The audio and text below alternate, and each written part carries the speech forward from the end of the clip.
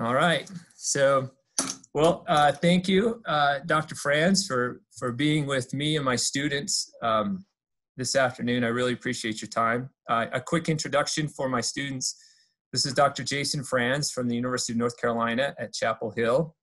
And he's generous enough today to spend some time talking about some of his research, specifically on fascicle length and the implications of fascicle length and changing fascicle length through the lifespan, and some of its potential impact on locomotion and function. So, welcome, Dr. Franz. Do you mind taking just a minute and introducing yourselves? Perhaps tell us about some of your educational background, and yeah, happy to.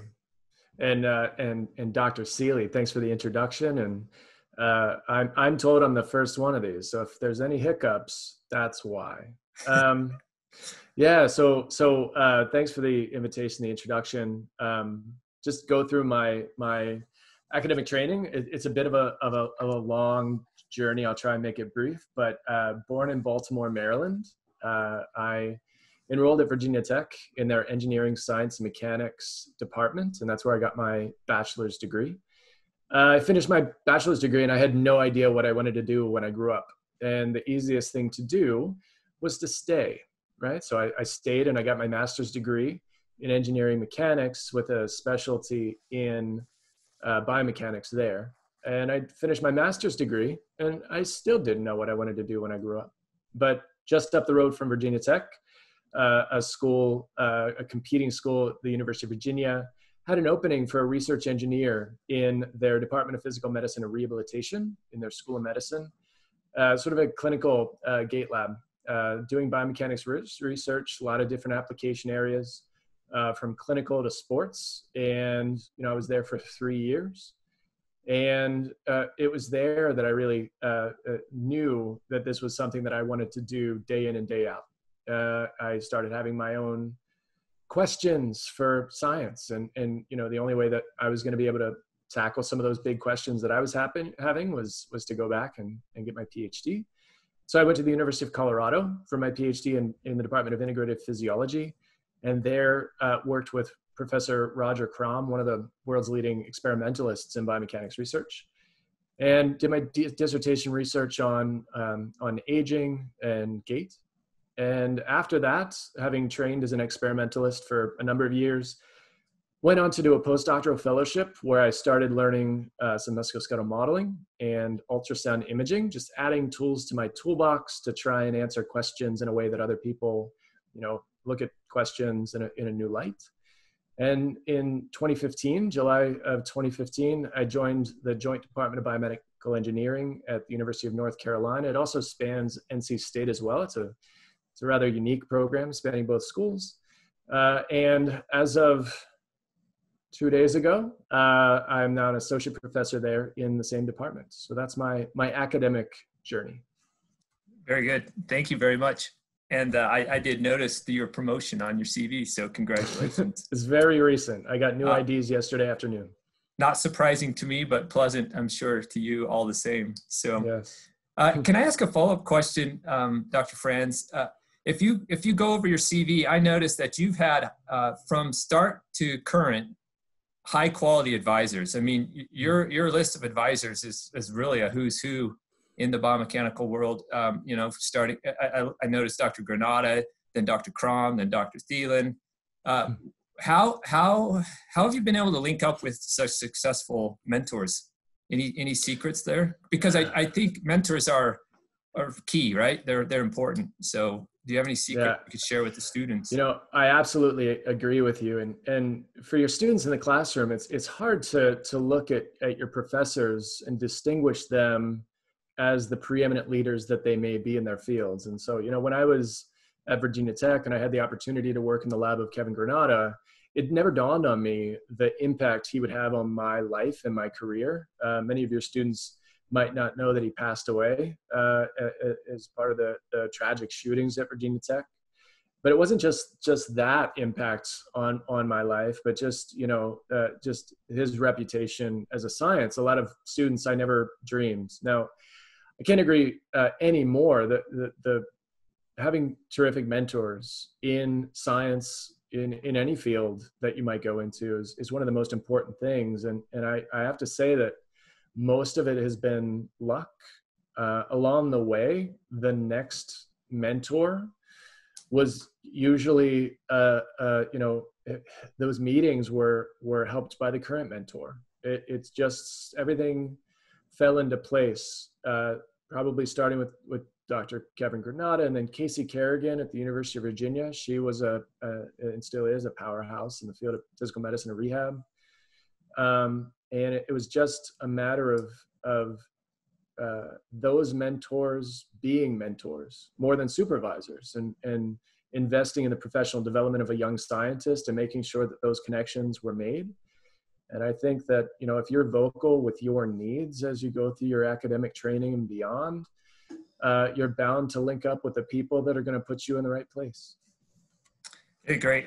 I think I'd be curious to hear your comments. It seemed to me that it's reaching out for mentors is a balancing act between being assertive and vocal, yet humble and willing to learn at the same time. So I think you have to strike a balance there.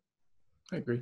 Excellent. So, all right. So let's see. Can I ask you a question about your undergraduate experience at Sure. Virginia Tech?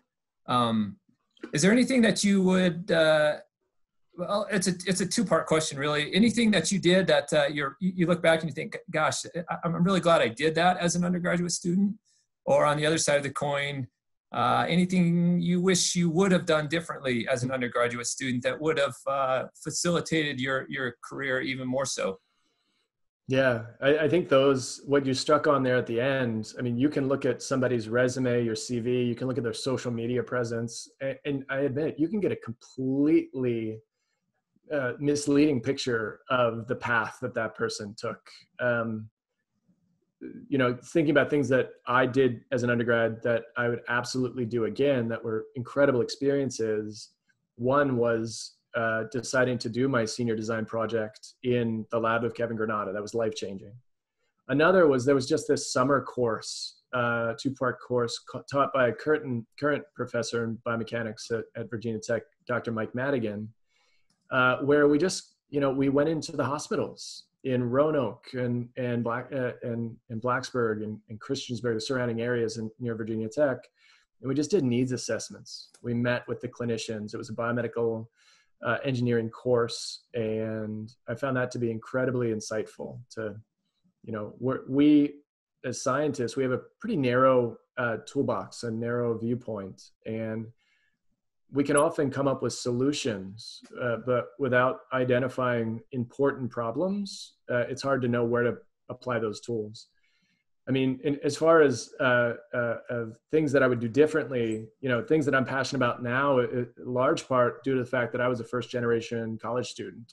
I had no person in my life growing up to give me an idea of what it was like to go to college, what it was like to be successful, how to navigate. It can be a really challenging time in your life growing up. And I think, my first 2 years even at Virginia Tech, I underperformed. My GPA wasn't where I would ultimately want it to be. And it really set me behind in terms of needing to work incredibly hard the last 2 years to overcome some of those limitations I imposed on myself. And I'm very vocal about that now. We have really terrific programs, and I'm sure most institutions do now, recognizing the challenges that first generation college students have. If I were to do things differently now, I think becoming more involved in some of those programs that have the resources and the understanding that there are students at our institutions that need more help than others, not because of any weakness of the student, just their predisposition to, make use of those resources. That's what I would recommend. Excellent answer. It piques some curiosity for myself. I'll have to talk with you off the record sometime. We're starting a program here in our department for first generation university students. That's terrific. Good. I've learned some really interesting things, knowledge that I took for granted as a university student who showed up on campus and knew more of what to expect than some others. So Yeah, high school was easy, didn't have to work hard. College different, and more resources the better. cool, cool.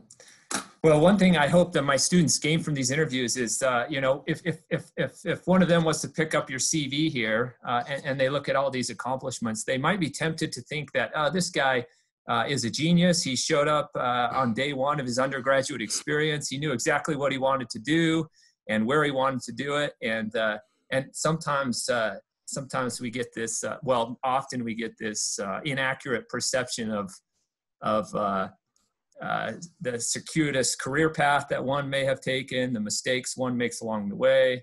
So I'm glad to hear you. We've debunked that, I think. Yeah. At the very least. Yeah, very good. So, all right, Dr. Franz, if you don't mind.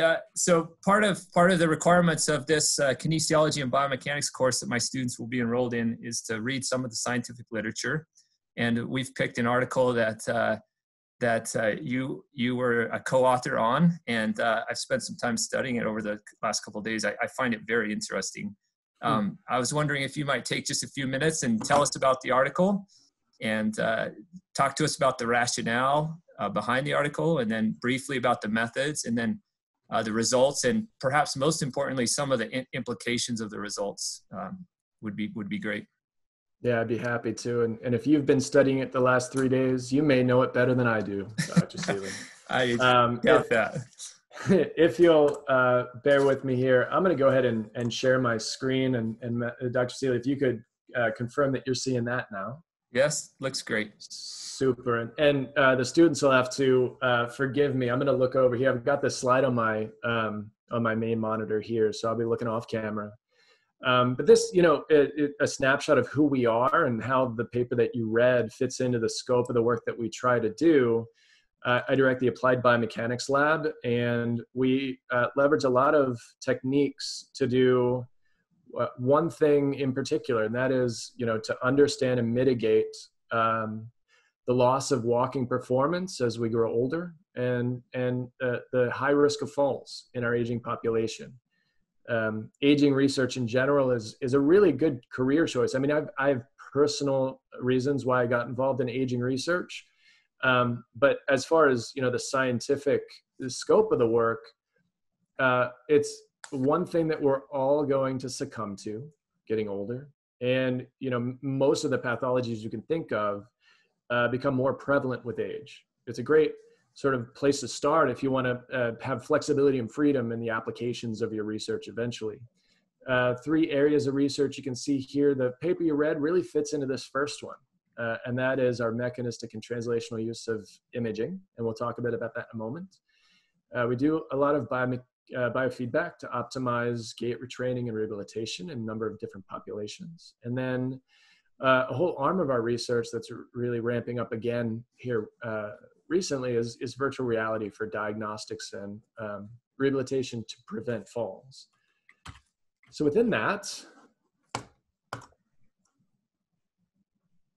I was pausing to make sure I picked the right paper here. It looks like I have, so this will look familiar to you. This is really, so this is now Dr. Katie Conway. This is really the pinnacle of the work that she did as part of her dissertation. And it's one part of a larger hypothesis we have in the lab. And that is that age-related changes to the structural integrity and function of the muscle tendon units spanning the ankle. So that's your calf muscles. There's 3 of those. And then the large shared Achilles tendon. That age-related changes to those are incredibly important to explain shorter shuffling steps, slower walking speeds, and increased metabolic energy cost of walking. All things that you could point to as limiting independence and mobility in old age, and all things that become even worse with pathologies. People following stroke is a key example. There's a lot of research that shows that ankle push-off is incredibly important. Ankle push-off is driven by the gastrocnemius and soleus muscles during the late stance phase of walking. But there's not a lot of literature showing how age affects the length tension behavior of those muscles. So if you're in a biomechanics class, maybe you know that muscle force generation is a product not only of how strong you are, but the length and the velocity that your muscle is operating under. And so there's some evidence to suggest that older adults operate their calf muscles at shorter lengths.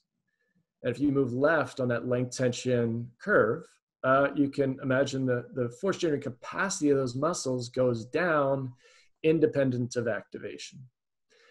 And if they're operating at shorter lengths, now their capacity to increase push-off when needed as they're navigating their communities could be limited. Now, the real novelty in this study is we wanted a way to target push-off intensity in a really prescribed way. We wanted to increase the demands of walking. I think it's no longer enough in biomechanics research to simply have observations, to look at population A, population B, measure differences between them and say, oh, those differences are functionally limiting, right? Well, that's just an observation. We really need manipulations, experimental challenges to tease out what drives functional limitations. And one of the ways we've been able to do that is what you're seeing on the screen here. And I have a video that I hope plays in a moment. We're simply going to pull back on our subjects more and more and more while they're walking on the treadmill. And we pull back until they physically cannot keep up with the treadmill belt. This is their absolute capacity to generate push-off. They can do no more. And that's when we take all of our measurements. It takes about 30 seconds to get there in young people, usually about 15 to 20 seconds to get there in old. Here's one of our undergraduate students. This is Jackson doing a wonderful job in the lab. You can see the cable pulling back on him as he's pulling. And you can see that ultrasound transducer on his right calf muscle. That's going to become really relevant when we start looking at some of the data in the next couple of slides. And I'll play this one more time. It's getting harder and harder to walk. So Dr. Franz, if I could note, I recall seeing that 35 centimeter displacement in the posterior direction is key. Is that correct? That's 35 centimeters from the initial starting position. Did I interpret that correctly? That's exactly right. And that was to make us comfortable that we weren't going to pull these people clean off the back of the treadmill, which obviously the IRB would not appreciate. Right. Excellent. And so basically we use the word inexorable. It's the perfect word, we thought. It's like, despite everything you can possibly do, you still drift back on the treadmill.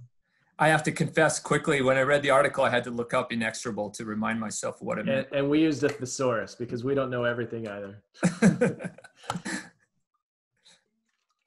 These will be really familiar from the method sections of the paper. This is just going through our cohort, the age groups, and the conditions. Obviously, we had people walk at their habitual, comfortable speed on the treadmill, and we took our measurements.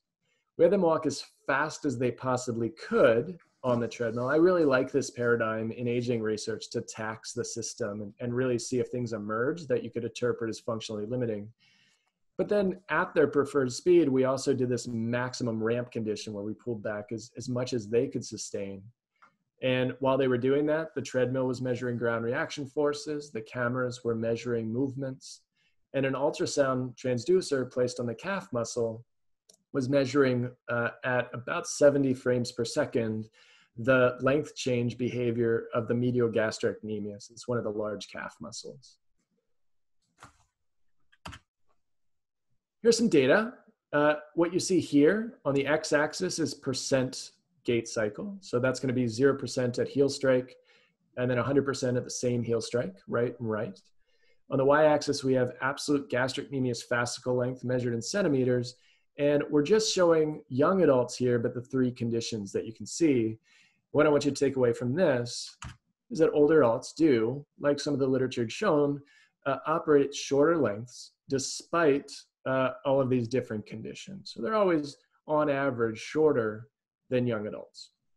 have to admit, Dr. Franz, yesterday on my run, I was thinking about this particular graphic, thinking about my short fascicles, and I was attributing my slow running speed to short fascicles. Is that what it is? Can I ask a quick question here? Please do, quickly? sure.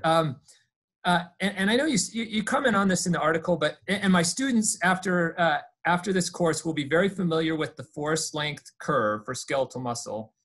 Where do you suspect these lengths are on that particular curve? It seems like you talked about the ascending limb. Is that where you suspect these curves, these lengths are? Yeah, I think the prominent literature that we have on muscle fascicle lengths, at least in the calf during human locomotion, that spans all walking speeds and all running speeds, we're on the ascending limb, and we suspect, we don't have great data for this, but through the projects that we're doing now, we hope to. We suspect a shift down the ascending limb further from optimal length in older adults. Excellent. Well, not excellent, but understood. And I should say, I mean, I haven't really talked about the mechanism we think causes the shorter lengths. Our lab is under the impression that the Achilles tendon to which these muscles attach distally becomes much more compliant as we get older. Conventionally, we often think of aging, we stiffen, and muscle tissue does get stiffer as we get older. There's an infiltration of non-active connective tissues. But there's a solid amount of evidence that the tendon becomes more compliant. And now if you imagine young and older adults, the task demands of walking are no different. You still have to walk. And so maybe the force generation needed is the same in these two folks. But if you're operating against a more floppy rubber band, those muscles are going to stretch the rubber band in older adults more than in young, driving the shorter lengths that you're seeing on this screen. And again, it's largely a hypothesis now. We're trying to connect those dots over the coming years.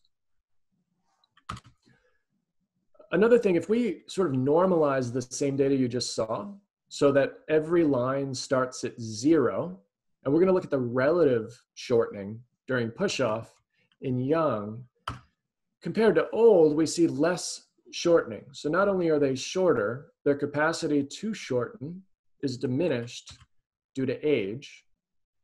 And this is exacerbated, it becomes worse. The effect becomes largest for those task demands that are designed to increase the demand for propulsion. So we're seeing that here. Another important point, because if you just look at muscle, it's hard to know if what you're seeing is a difference at the muscle level or simply an artifact of other things happening in joint posture. So maybe the knee and the ankle angles are different. This is a biarticular muscle, spans the ankle and the knee. And what you're seeing on the right here is just data to show that this is not something governed by differences between groups in ankle and joint posture, because what you're seeing there is muscle tendon unit length that's completely driven by the joint angles. And we don't see the significant between group differences there. We only see the differences really when we look at the muscle itself. Important context. All right, so this is, I think, my second to last, this will be my last results slide, and then we can talk about what this all means.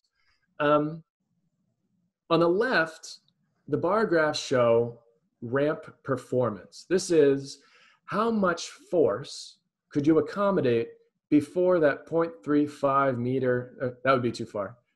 No, that's right. Yeah, 35 centimeters, drift back. See, professors gets units wrong too. You can see older adults, they simply perform worse on this task, but that's not really the take home. Nobody would be surprised by that. The take home on the right, and I'm gonna delete the young adult data from the curve. This is the take home of the paper, and this is the title of the paper. On the x-axis, we have the same outcome, ramp performance. And on the x-axis, we have fascicle length, medial gastrocnemius fascicle length at peak ankle moment. The reason we did that is, ankle moment, the torque about the ankle caused by the calf muscles, that's the instant at which these muscles are being asked to do the most. So we wanted the length there. And what you see is a really tight cluster around this correlation showing that in older people, those people that have longer fascicles during habitual walking have a better capacity to increase push-off to accommodate this really, we're calling it like this biomechanical stress test, this ramp impeding force condition.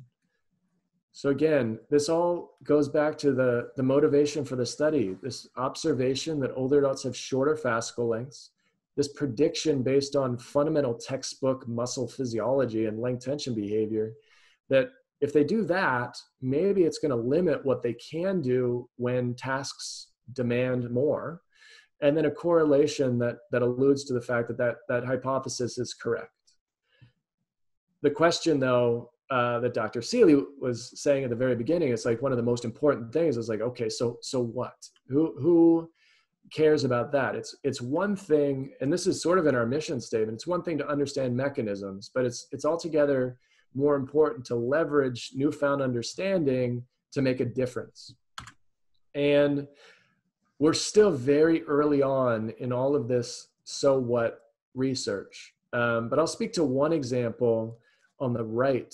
We're in year 2 of a major grant funded by the National Institutes of Health that's trying to see if we can use personally prescribed wearable assistive devices to target the mechanism that we think explains the shorter fascicles in older adults, the more compliant tendon. Imagine if you put a spring in parallel with the Achilles tendon and we tune that spring to restore the tendon compliance back to what it was when you were 20 and 25. I guess when I'm talking to your 20 and 25-year-old students, they have something to look forward to. If we do this in older adults, does that allow the muscles to operate at longer lengths at lower activations? Mitigating fatigue, allowing them to walk faster, keep up with their grandkids, reduce metabolic energy costs. So we're looking at ways to steer muscle fascicle dynamics, either with wearable devices or on the left, there's some evidence that resistance training programs can augment the structural stiffness of tendon.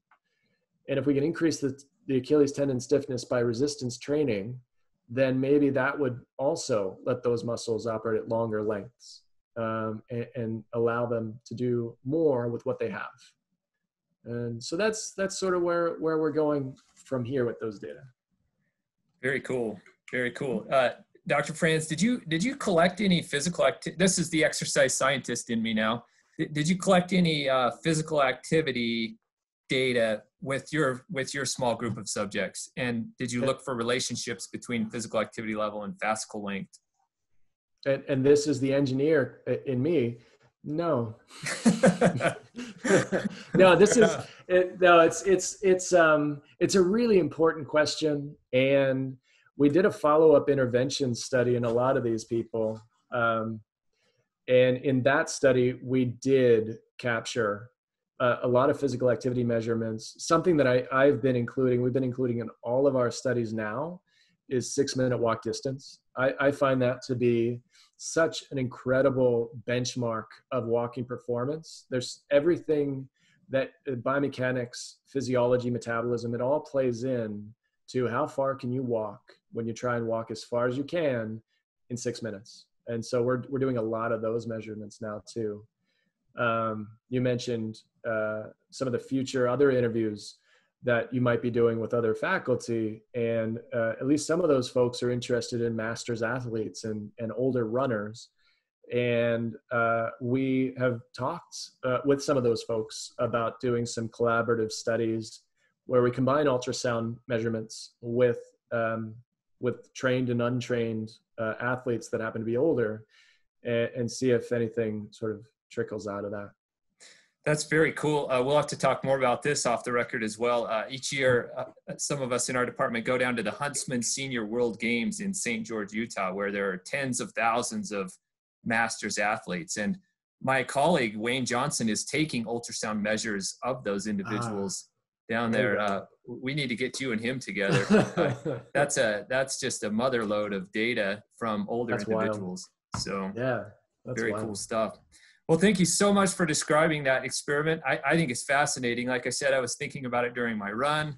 I was trying to persuade myself that the run was not only good for me and my muscles and bones, but I was thinking about my tendon as well, thinking maybe I'm stiffening that tendon as well. So, well, I have one more question. We're out of time, but if I can't resist asking you. I told you I'm going to ask you this question. But what's the coolest application of biomechanics you've seen in your life?